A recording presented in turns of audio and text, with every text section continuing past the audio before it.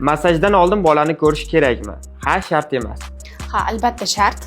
Har bir bola individual yondashuvni talab qiladi. Immunitetni kuchaytirish uchun nima samarali? Massaj yoki antibiotik? Albatta massaj qon aylanishini yaxshilab beradi. Bolaga massajni qaysi vaqtda qilish eng yaxshi? Kunduzi yoki kechqurun? Kunduzi albatta bola tetik, kayfiyati yaxshi bo'ladi. Massaj kursi necha marta takrorlanadi? 1 marta yoki 3-4 marta? Bu shifokor ko'rsatmasiga ko'ra bajariladi. Sog'lom bola uchun massaj kerakmi? Ha yoki yo'q? Sog'lomlashtiruvchi massaj har doim foydali. Massajdan oldin nima muhim? Tana harorati tekshiriladi yoki bevosita boshlanadi?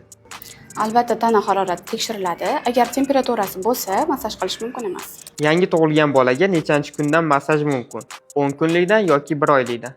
Yangi tug'ilgan bolajonlarda yengil o'qiluvchi massajlar ona tarafidan qilinadigan massajlar mumkin albatta. 2 oylikdan boshlab massaj markazlarida massaj usuli bo'ladi.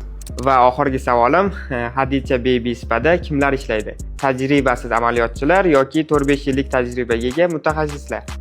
Yuqori malakaga ega 4-5 yillik professional massajistlar. Hadicha Baby markazida har bir bola ishonchli qo'llarda.